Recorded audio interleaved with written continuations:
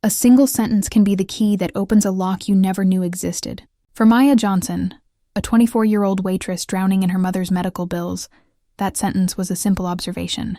For Sebastian Montgomery, a man isolated from the world by billions of dollars, it was a crack in the foundation of his entire life. She was just trying to finish her shift. He was just another faceless tycoon in a suit. But when she saw the ring on his finger, the glint of a memory became an inferno that would threaten to burn down a centuries-old dynasty. This isn't a fairy tale. This is the story of how a casual remark in a humble diner unraveled a web of lies, betrayal, and a secret one of America's most powerful families believed was buried forever. What city are you watching this video from? And what time is it? By the way, if you're enjoying my videos, I'd be so happy if you could subscribe to my channel and like this video. The fluorescent lights of the Beacon Diner hummed a monotonous tune, a sound Maya Johnson knew better than her own heartbeat. It was the soundtrack to her life. The sizzle of burgers on the griddle, the clatter of cheap ceramic plates, the low murmur of conversations that never seemed to change. At 9 p.m. on a Tuesday, the diner was in its nightly lull, a brief respite between the dinner rush and the late-night crowd. Maya leaned against the stainless steel counter, rolling her shoulders to ease a knot of exhaustion. Every muscle ached with a fatigue that was more than physical. It was the deep soul weariness of watching her mother, Mary, fade away in a sterile beige hospital room. The bell above the door chimed, pulling Maya from her thoughts. A man walked in, and an invisible veil of silence seemed to fall over the diner. It wasn't just that he was well-dressed. He was sculpted from a different material than the rest of the world. His charcoal gray suit, so dark it was almost black, fit him with the precision of a surgeon's scalpel. His shoes gleamed even under the diner's greasy lights. He had the kind of quiet, absolute confidence that doesn't need to announce itself. It just is. The few remaining customers instinctively lowered their voices. He chose a booth in the corner, sliding into the seat with an economical movement. Maya grabbed a menu and a glass of water, her professional smile plastered on. "Welcome to the Beacon. Can I get you started with something?" The man didn't look at the menu. His eyes, a surprisingly clear blue, met hers for a brief, dismissive moment. "Just coffee. Black." His voice was low and resonant, a cello in a room of tin whistles. "Right away," Maya said, retreating to the counter. Her friend and fellow waitress, Sarah, sidled up to her. "Get a load of Mr. Billions," she muttered. "Thinks he's too good for the menu. I bet $10 he's Sebastian Montgomery." Maya frowned as she poured the coffee. "Who?" "Sebastian Montgomery. Montgomery Global Holdings. They own half the downtown Manhattan skyline. My dad used to be a foreman on one of their construction sites before they laid him off. That guy's picture is in the business section every other week. They say he's ruthless, turned his family's millions into billions before he hit 30. Maya glanced at the man. He was staring out the window, his profile sharp and severe against the neon-lit street. He looked less like a businessman and more like a predator resting between hunts. She picked up the cup and saucer. "Well, to me, he's just another customer who wants black coffee." She returned to the table and set the coffee down. "Here you are, sir." As he reached for the cup, his hand emerged from his cuff-linked sleeve, and on the ring finger of his right hand, nestled against his skin, was a ring that made Maya's breath catch in her throat. It wasn't the size or the shine that stopped her. It was the design, an intricate men's signet ring made of pale, buttery gold. Etched into the flat face was a crest, a stylized phoenix, its wings outstretched, with a single tiny sapphire embedded as its eye, glinting like a captured star. The band itself was unique, carved to look like interlocking feathers. Maya's mind reeled. She'd seen that exact ring. Not gleaming under a diner light, but resting in a small, velvet-lined box on her mother's nightstand. Mary's ring was identical in every detail, down to the impossibly blue pinprick of the sapphire eye. It was her most prized possession, the one thing she'd refused to sell even as the medical bills became a tidal wave threatening to drown them. Her father, she had always said, had given it to her on his deathbed. "It's a promise, Maya," her mother would whisper, her voice thin and brittle. A promise of what's right. The words tumbled out of Maya's mouth before she could stop them. A quiet, stunned whisper. "Excuse me, sir." My mother has a ring exactly like yours. Sebastian Montgomery froze, his hand suspended over the coffee cup. Slowly, he drew it back, and his piercing blue eyes rose to meet hers. The dismissive indifference was gone, replaced by a sudden glacial intensity. He didn't speak. He just stared, his gaze so probing and analytical she felt like he was dissecting her, looking for the punchline of a joke she wasn't telling. "I'm sorry?" he said finally, his voice dropping an octave, becoming dangerously smooth. Maya's heart hammered against her ribs. She could feel Sarah's worried gaze from across the room.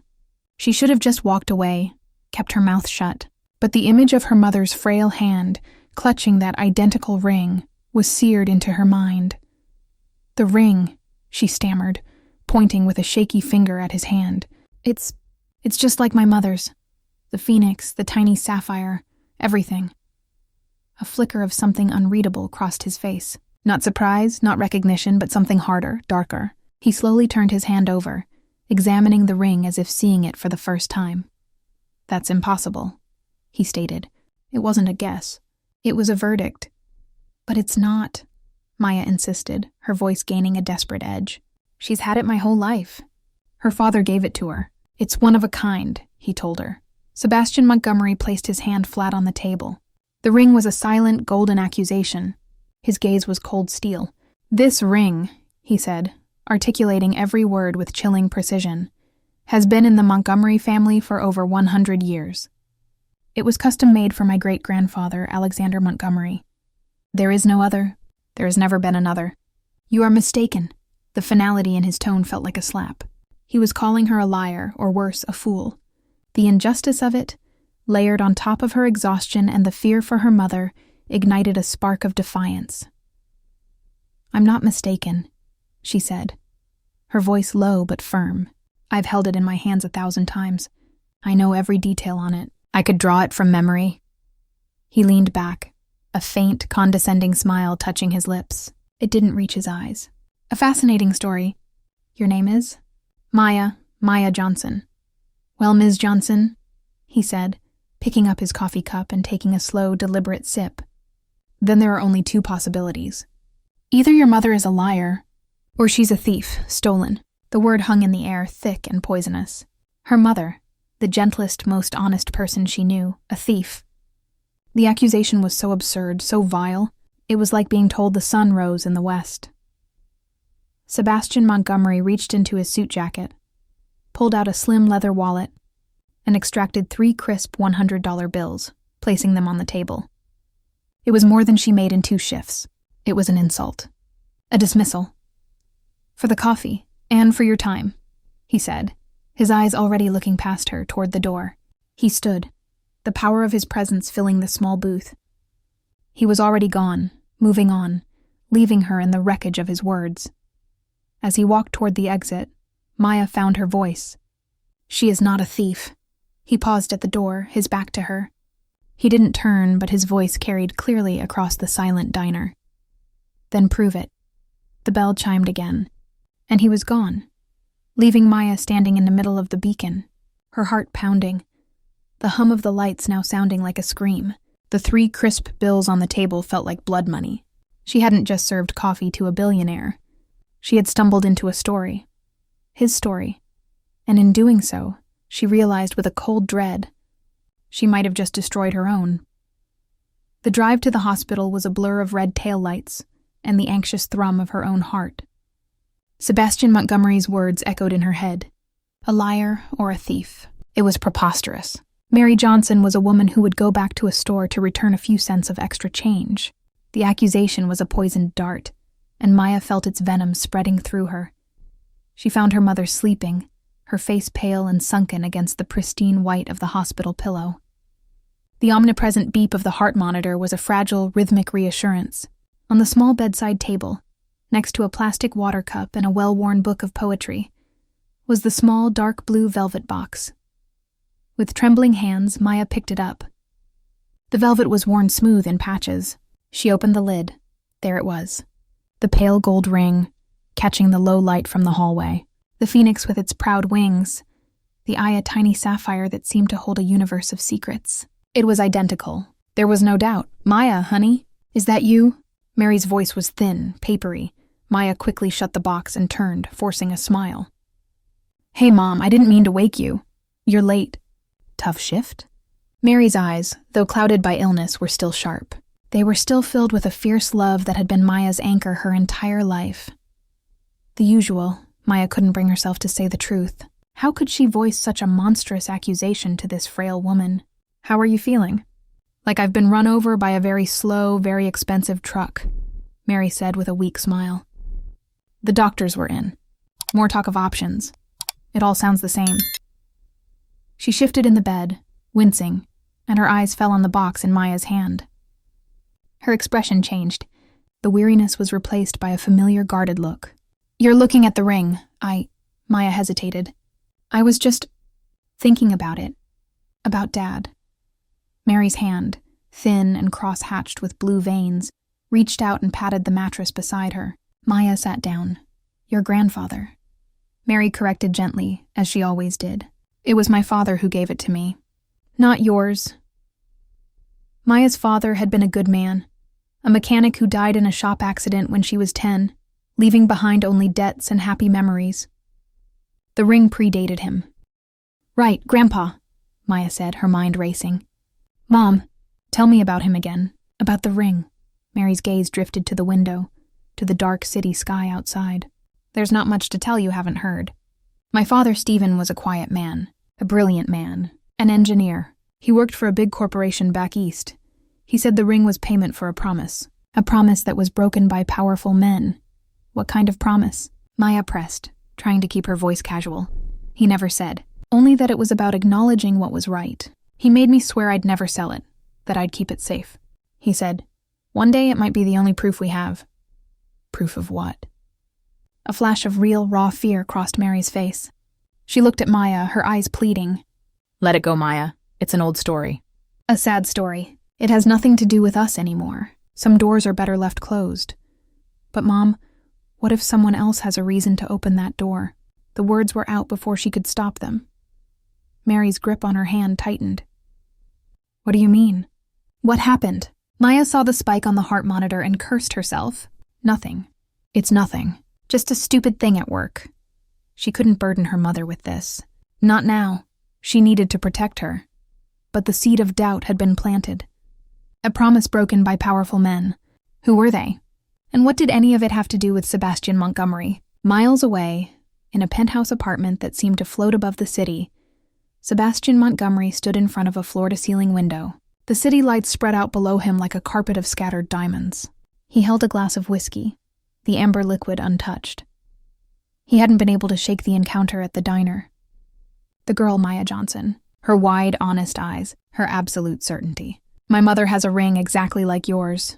It was ridiculous. And yet, he walked to a heavy mahogany desk and switched on a green-shaded banker's lamp.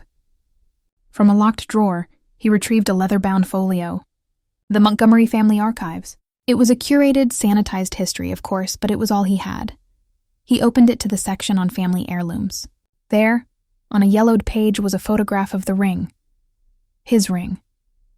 The description was clear. The Phoenix Seal.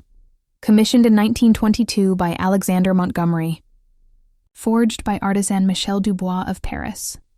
Single design. Symbol of the Montgomery family's rise from the ashes of the 1921 financial panic. Sole ownership passed to the male heir of each generation. His father had given him the ring on his 21st birthday. It represents our resilience, Sebastian, he had said, his voice thick with pride. We always rise. Never forget that. Sebastian's phone buzzed on the desk. He glanced at the screen. Esperanza Adler. Adler, he answered. You're still up. A crisp, no-nonsense voice came through. Esperanza Adler was more than his lawyer. She was his fixer, the executor of his will, and the keeper of his secrets. Something's come up, Sebastian said, his voice tight. I need you to run a discreet background check. Another hostile takeover? A person. Her name is Maya Johnson. Works at a diner on 6th Street called The Beacon. Her mother's name is Mary Johnson. I want to know everything. Finances, family, history. Where did they come from? Who were their people? Everything. There was a brief pause on the other end of the line. Esperanza was too professional to ask why, but he could feel her curiosity. "Is this a personal or professional matter, Sebastian?" Sebastian looked at the ring on his finger, the phoenix staring back at him with its cold sapphire eye. "I'm not sure yet," he admitted, a rare moment of uncertainty. "But it has the potential to become problematic." He remembered the story his grandfather used to tell, a story told only in hushed tones after a few too many brandies, about Alexander Montgomery's younger brother Daniel, how Daniel had betrayed the family, tried to steal Alexander's designs for a new kind of turbine engine, and in his greed, had taken the spare signet ring Alexander had foolishly commissioned. Daniel, the story went, was disowned, cast out, and the ring was lost with him, a symbol of betrayal. But the official family history, the one in the folio, never mentioned a second ring. It never mentioned a brother named Daniel. It was a ghost story, a family legend, until now. "Find out who Mary Johnson's father was," Sebastian ordered, his voice hardening again, the moment of uncertainty passing. "I want his name. I want to know what he did for a living, and I want to know if he ever, for any reason, crossed paths with my family." He hung up the phone. The waitress had said her grandfather gave her mother the ring. A quiet engineer, broken promises, powerful men. For the first time in a long time, Sebastian Montgomery felt a sliver of something other than control. It felt like walking on thin ice, hearing the first faint crack of it giving way beneath his feet. He had told the girl to prove it. But now he realized, with a grim certainty, that he had to do the same. He had to prove his own history was the truth. 3 days later, the name came in a single line of encrypted text from Esperanza Adler, Stephen Novak. The name meant nothing to Sebastian. He ran it through Montgomery Global's private databases, cross-referencing it with employee records, contractor lists, and financial dealings stretching back a century. Nothing. No Stephen Novak had ever worked for, or with his family's company. He felt a wave of relief, followed quickly by suspicion. It was too clean. He was stewing in his office, a vast expanse of glass and steel on the 80th floor, when Esperanza herself appeared at his door. She was a severe woman in her 50s, always dressed in impeccably tailored suits, her gray hair pulled into a tight, glossy bun. She held a slim file. "You're not going to like this," she said by way of greeting. She placed the file on his desk. Sebastian opened it. Inside were public records. A birth certificate for Mary Ann Novak, born in Pittsburgh, Pennsylvania. Father, Stephen Novak. Mother, Elena Novak. And then another document. A patent application from 1968. Inventor, Stephen Novak. Invention, a novel gearing system for high-torque industrial turbines. Patent number. Application, withdrawn. Sebastian's blood ran cold. He recognized the schematic. It was a primitive, but unmistakable, precursor to the Montgomery Mark I turbine. The very invention that had catapulted his grandfather's company from a regional player to a global powerhouse in the early 70s. The invention credited solely to his grandfather, William Montgomery. The application was withdrawn on October 12, 1968, Esperanza said in a flat voice. According to bank records I accessed on October 14, 1968, Stephen Novak made a one-time cash deposit of $50,000 into his savings account. A significant sum for an engineer at the time. He quit his job a week later, moved his family, and never worked in engineering again. Died of a heart attack 6 years later at 42. The pieces clicked into place with a sickening clarity. A non-disclosure agreement, a cash payout, a brilliant idea, bought and buried under the Montgomery name. He was bought off, Sebastian said, the words tasting like ash. My grandfather stole his invention and paid him to keep quiet. It would appear so, Esperanza confirmed. The $50,000 was likely positioned as a consulting fee to keep it legal. There's no paper trail linking it directly to the patent. Your grandfather was, of course, meticulous. And the ring? Sebastian asked, looking at his own hand. That, Esperanza said, is where it gets strange. She slid a translated copy across the desk. I found the jeweler who bought the Dubois of Paris assets. The records are ancient, but his ledgers were like your grandfather, meticulous. In 1922, Alexander Montgomery commissioned 2 identical Phoenix signet rings. He paid for both. There's a notation in the artisan's own handwriting. It read, "One for the builder, one for the dreamer. May they fly together, 2 rings." The family ghost story wasn't a story. It was true. His great-uncle Daniel existed. So Novak didn't steal the ring, Sebastian muttered, thinking aloud. Daniel Montgomery, the disinherited brother, must have given it to him. But why, as a thank you? A token for a friend? Or something else? The puzzle was no longer about a simple diner waitress. It was about the very foundation of his family's legacy. It was built not just on resilience, but on a lie. The knowledge was a corrosive acid in his gut. He had to speak to her again. Maya was wiping down the counter at the end of another exhausting shift, when the bell on the door chimed. Her heart sank. It was him. Sebastian Montgomery didn't enter the diner this time. He stood in the entryway, the city lights framing him like a dark halo. He was dressed more casually, in dark trousers and a cashmere sweater, but he still radiated an unassailable aura of power. "Ms. Johnson," he said, his voice quiet but carrying. "I need to talk to you." Sarah shot her a nervous look. "Maya, you don't have to." But Maya knew she did. She untied her apron and hung it on its hook.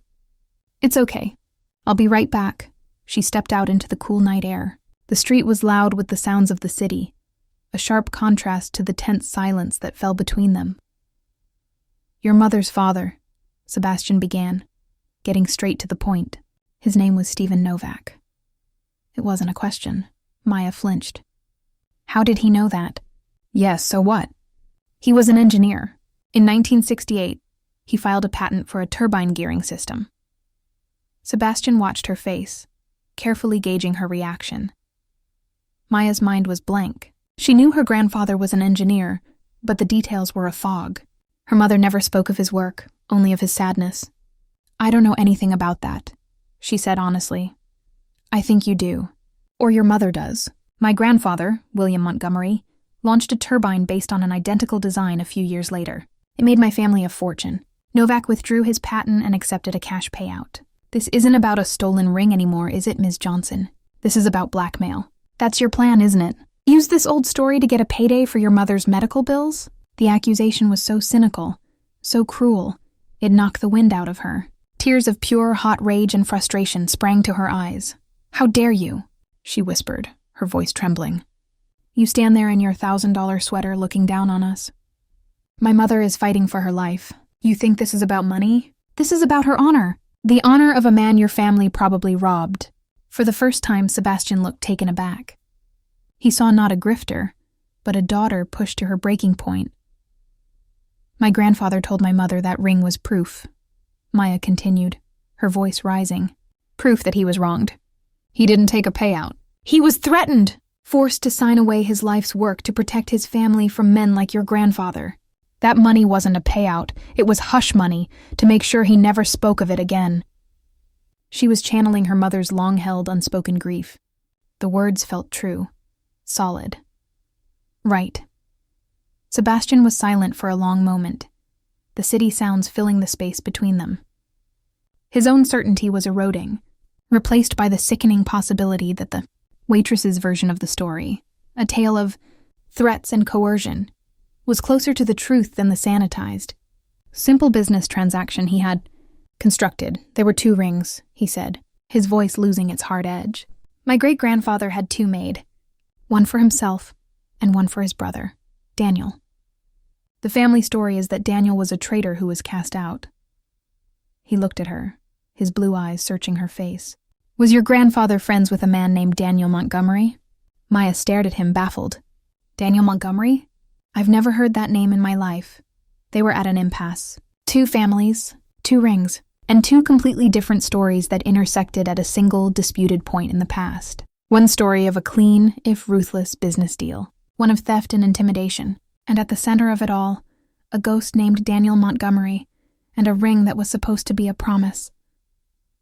"My mother has the ring," Maya said, her resolve hardening. "You have your story. I have mine, and I'm going to find out which one is true." Sebastian gave a sharp nod. The condescension was gone, replaced by a grudging respect. So am I. He turned and walked away, disappearing into the city shadows, leaving Maya with the chilling realization that her quest for the truth was now inextricably and dangerously linked to his. The confrontation with Sebastian Montgomery left Maya shaken but resolute. She had defended her family's honor, but his questions echoed in her mind. Daniel Montgomery. The name was a blank slate. She returned to the hospital the next day with a new sense of urgency. She found Mary sitting up, looking a little stronger than the day before. The book of poetry was open on her lap.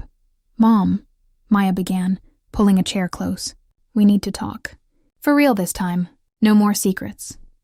Mary sighed, a long, weary sound, and closed the book. "I knew this day would come. Seeing you with the box. I knew you wouldn't let it go." She looked at her daughter, her eyes filled with a deep, ancestral sadness. "What did he tell you?" she asked, feigning ignorance. "Don't play dumb, Maya. The diner. You think a man like Sebastian Montgomery makes a scene and it doesn't get noticed? Sarah called me. She was worried sick." Maya's shoulders slumped. "He found me. He knows about Grandpa Stephen. He thinks we're trying to blackmail him. He thinks Grandpa sold his invention to the Montgomery family." Mary's expression hardened. "Sold. That's what they call it." She scoffed, a bitter, rasping sound. "Your grandfather was a genius, Maya. A gentle, trusting soul who thought the world ran on merit and good faith.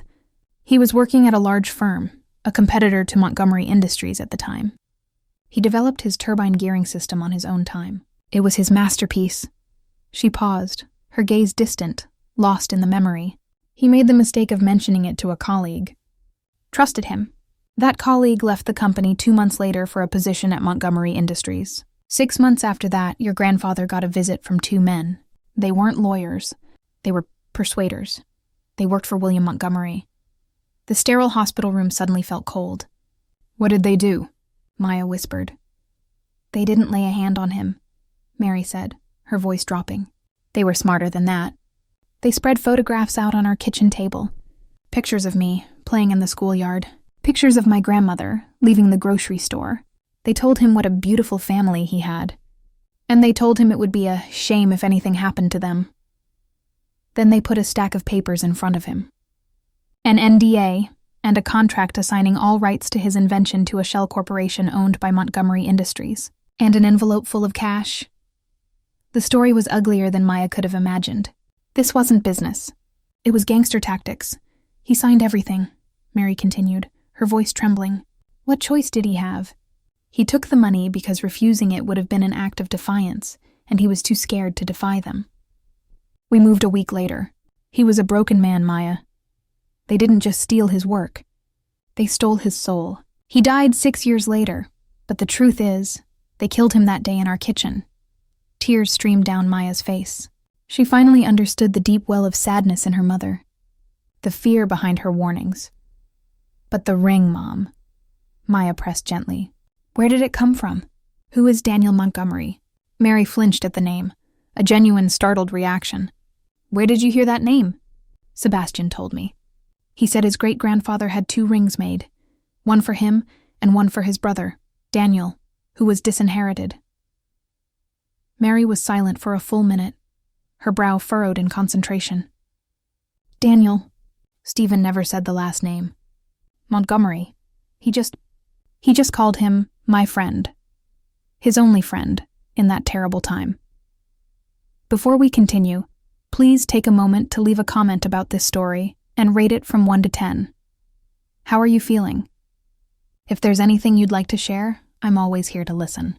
I hope you find a moment of peace and reflection as you follow this healing story and its journey of courage and justice.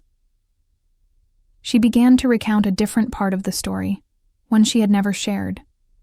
After Stephen was forced out, he fell into a deep depression. But one man sought him out, a man who introduced himself only as Daniel. He was a drifter, an outcast, but he had the soul of an artist, and a hatred for the kind of corporate greed that had destroyed Stephen. He had heard what happened to Stephen through the engineering grapevine. This Daniel, Mary recounted, told her father that he, too, had been betrayed by a powerful family. He understood what it was like to have everything stolen by your own blood. They became friends, two broken men finding solace in each other's company. Before Daniel left town for good, he gave Stephen the ring. She looked at Maya, her eyes intense. He told Stephen this was meant to symbolize a shared dream between brothers. It was forged in hope and stained by greed.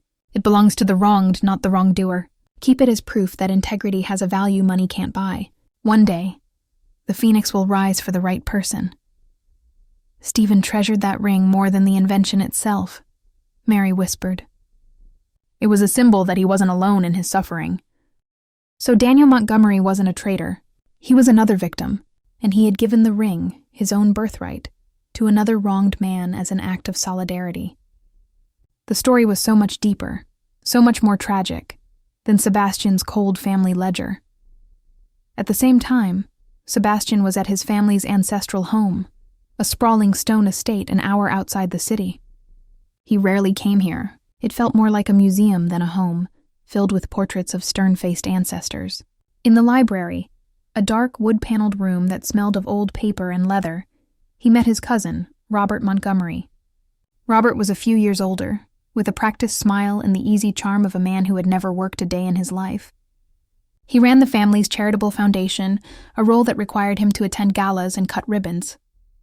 "Sebastian, to what do we owe the honor?" Robert said, pouring 2 glasses of brandy. "Tired of the concrete jungle?" "I'm looking for information, Robert," Sebastian said, cutting to the chase. "About great-uncle Daniel."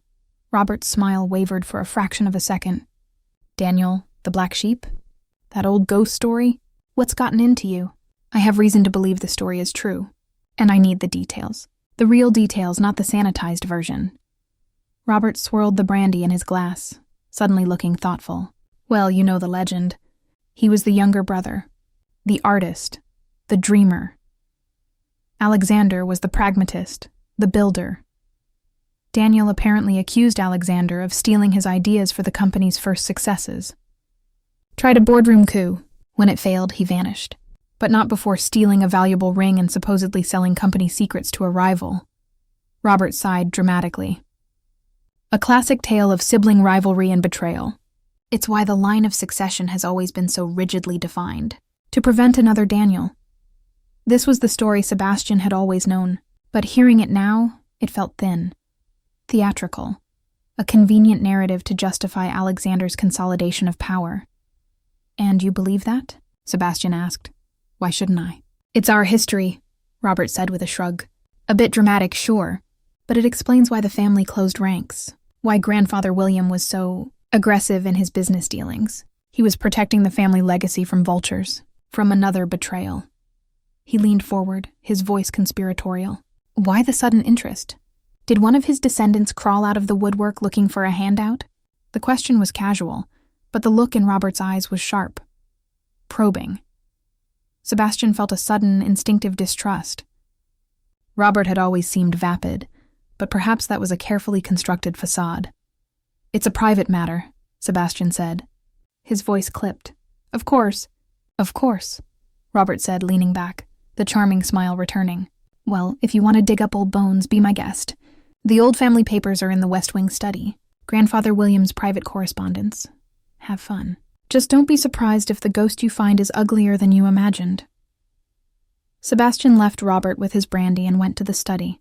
The room was dusty, unused for years. He found the boxes of letters tied with faded ribbons. For hours, he sorted through them, reading his grandfather William's elegant cursive script.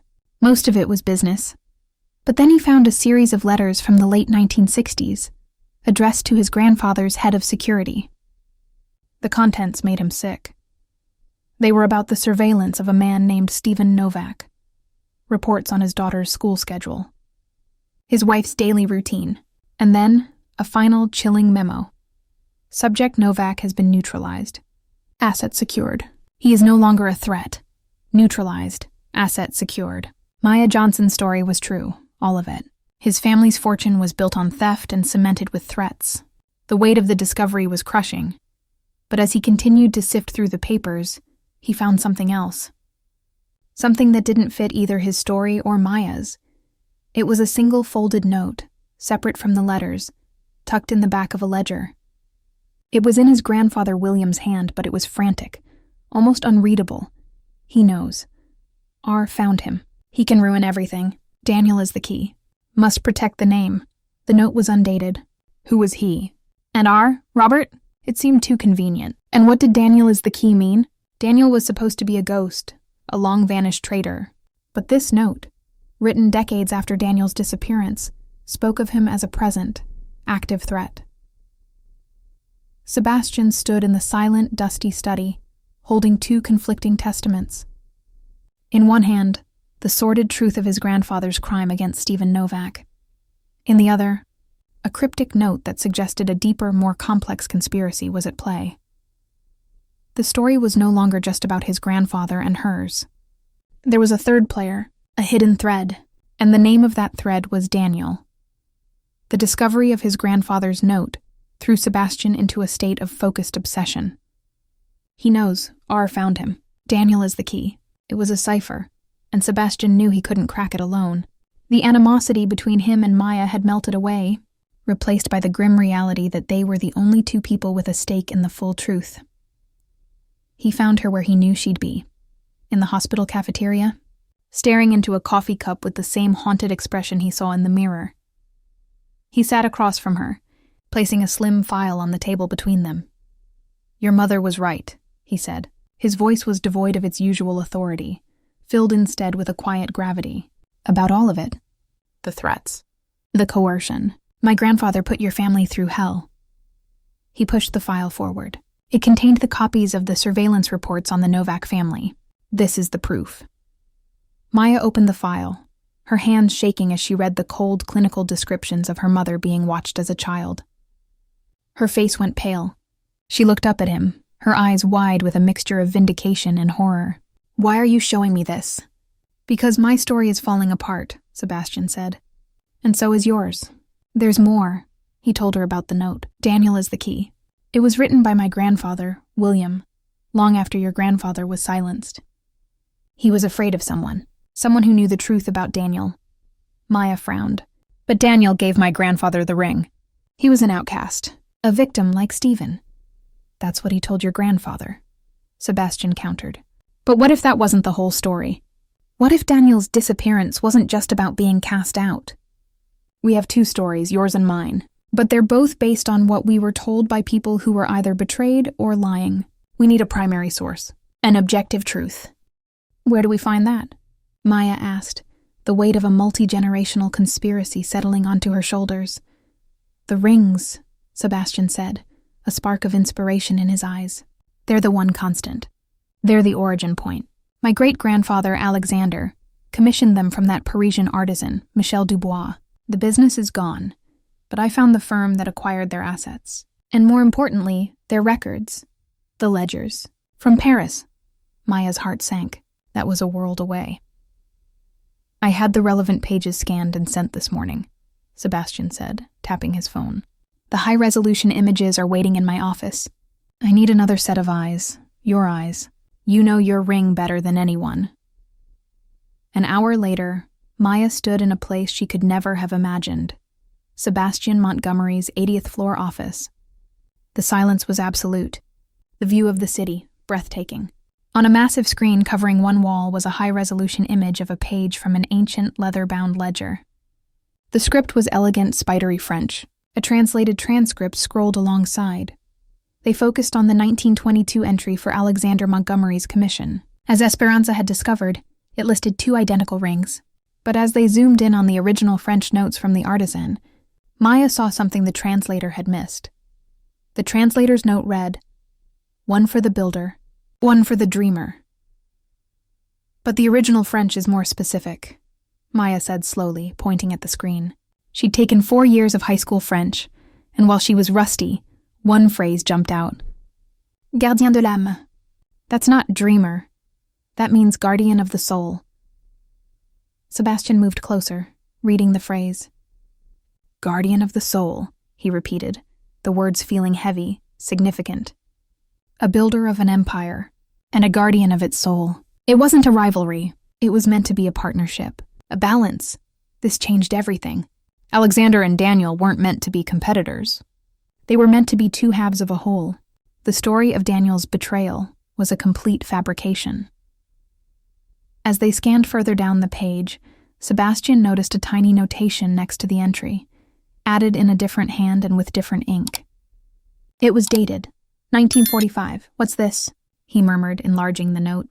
The French was cramped and difficult to read. "Reçu lettre de Monsieur Daniel Montgomery," the note began. "Received letter from Mr. Daniel Montgomery," Sebastian translated haltingly. "He requests a modification to the second ring, to the inside of the band. He is no longer a Montgomery. He is something else." Sebastian and Maya exchanged a look. "No longer a Montgomery," Maya whispered. "He changed his name. He disowned them when he was cast out. He dropped the family name entirely." The note continued. "Il demande à inscrire un nom. He asks to inscribe one name," Sebastian read, his voice catching on the name. "Owen," Maya gasped, her hand flying to her mouth. "Owen, my grandfather's name? But this was 1945. My grandfather wouldn't have met Daniel for another 20 years. "It's not your grandfather's name," Sebastian said, a sudden, shocking realization dawning on him. He typed furiously at his keyboard, pulling up his family's genealogical records, going back further than he ever had. His fingers flew, his mind racing.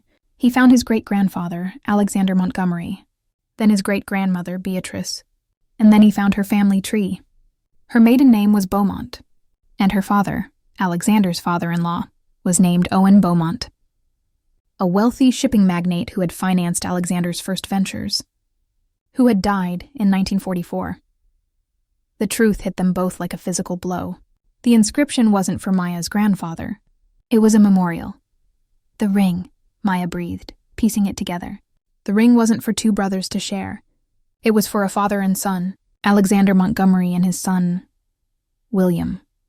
"My grandfather." "No," Sebastian said, his eyes wide with the horrifying clarity of the truth. Alexander didn't have a son named William in 1922. His son William was born in 1925. In 1922, Sebastian continued, Alexander Montgomery had one son, a son born in 1905, his firstborn. He clicked one last time, and a black and white photograph filled the screen. It was a formal portrait of two young men, both handsome and proud. One was clearly a young Alexander Montgomery. The other, the dreamer, the guardian of the soul, was his brother. Underneath the photograph was the caption, Alexander and Daniel Montgomery, 1921, and below that, in the official genealogical record, was the final devastating piece of the puzzle. The entry for Daniel Montgomery listed his full name, Daniel Owen Montgomery. Daniel was the Owen the ring was inscribed for. It wasn't a memorial to his father-in-law. It was him, reclaiming his middle name, the only part of his identity his brother couldn't take from him. The twist was so profound, so complete, the room fell silent. The entire family history was a lie. Daniel wasn't the younger brother. Based on his birth year, he was the older brother. He should have been the heir. Alexander was the younger son, the builder. And William Montgomery, Sebastian's grandfather, wasn't Alexander's only son. He was the second son. Wait. Sebastian looked at the birth dates again. Daniel, born 1905. William, born 1925. That couldn't be right. They weren't brothers. Alexander and Daniel were brothers, Sebastian said, processing. But William wasn't Daniel's brother. He was his nephew. The story they had been chasing was wrong. The players were wrong. Maya's grandfather hadn't met some random outcast. He had met Daniel Owen Montgomery, the true disinherited heir to the Montgomery fortune. And Daniel hadn't given him a token of solidarity. He had given him the ring, his own ring inscribed with his own name, to safeguard. It was a piece of evidence, a dormant claim to an empire. And William Montgomery, Sebastian's grandfather, hadn't just stolen an invention from Stephen Novak. He had done it to suppress a man who had been in contact with the one person on Earth who could challenge his own father's legitimacy, and therefore his own. His uncle, Daniel Montgomery, the note he knows R found him. Daniel is the key, snapped into focus. He was Stephen Novak. R was likely Robert's father or grandfather, another part of the conspiracy. And Daniel was the key because his existence and his connection to Novak threatened to unravel the foundational lie upon which William Montgomery's entire life and fortune was built. They hadn't just silenced an inventor, they were silencing a witness. The truth, armed from the artisan's ledgers, was more corrupt than they had ever imagined. Daniel Owen Montgomery, the rightful heir, had been systematically erased from history. Sebastian's grandfather, William, had silenced Stephen Novak not over a simple invention, but to bury the foundational lie of his family's power. It became terrifyingly clear that Sebastian's cousin Robert knew this dirty secret and was positioning himself to use it as a weapon in a corporate power play. There was only one place to force a reckoning: the annual Montgomery Foundation Charity Gala. Robert's personal stage. For Maya, her mother's presence was non-negotiable. This fight was no longer just about uncovering the truth. It was about delivering justice. And for that to happen, the victim's voice had to be heard. The grand ballroom glittered with false brilliance, a perfect stage for the unmasking. Robert was in his element, the charming, benevolent host.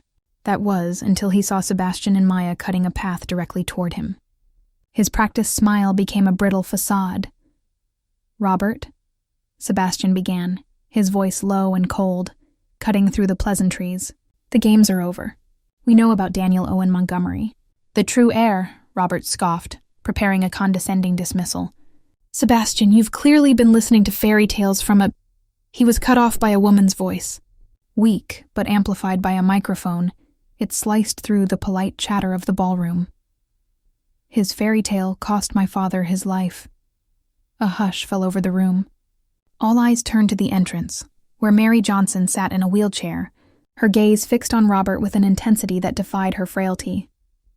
"William Montgomery destroyed my father because he was a friend to the honorable man your family threw away," Mary declared. "My father was forced to keep your secret. I will not." As gasps rippled through the stunned crowd, the massive screens on stage, meant to show photos of the Foundation's good deeds, flickered. Maya held up her phone. The damning image of the Parisian ledger filled the screens for all to see. The entry detailing the commission of 2 rings, and the name to be inscribed inside the second: Owen trapped. Robert looked from Mary's accusing face to the irrefutable proof on the screens.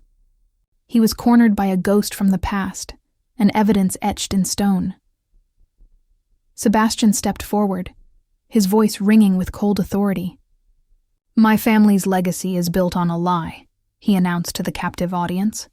"A lie my grandfather silenced a man to protect.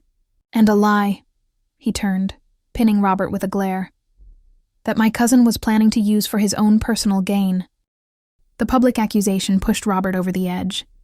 His carefully constructed composure shattered into raw, unbridled rage. "You fool, Sebastian," he hissed, forgetting the live microphone inches from his mouth. "I was trying to protect us. I knew the truth, and I kept it buried. You and your pathetic waitress. You've ruined everything." The confession, amplified for all to hear, echoed in the deadly silent ballroom. In a single, self-incriminating breath, Robert had confirmed a century of corruption and authored his own spectacular downfall. He stood alone, exposed under the glittering chandeliers, the king of a corrupt castle that had just crumbled to dust around him. The gala's aftermath was a whirlwind of headlines and resignations. The Montgomery dynasty was shaken, but, in the quiet that followed, was being reborn, not broken. Weeks later, in a private, sun-drenched hospital suite, a fragile peace had settled.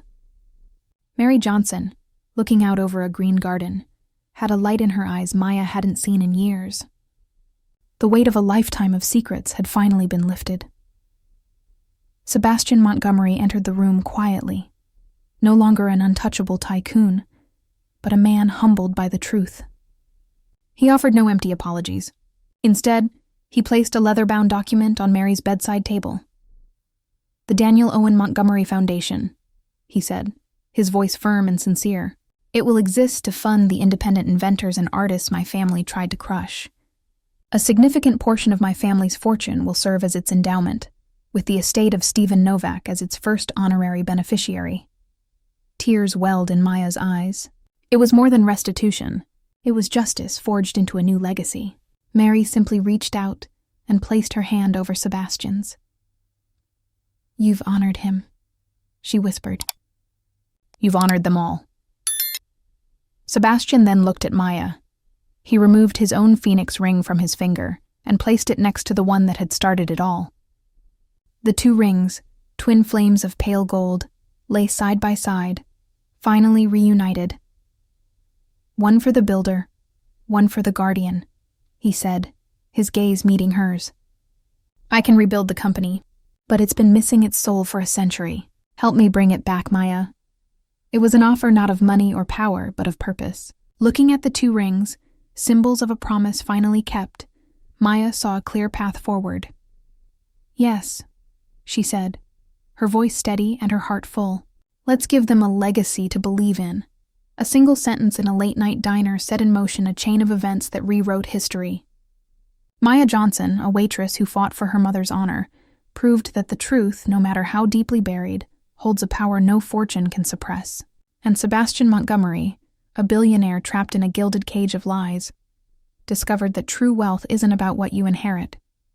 It's about the integrity you choose to build.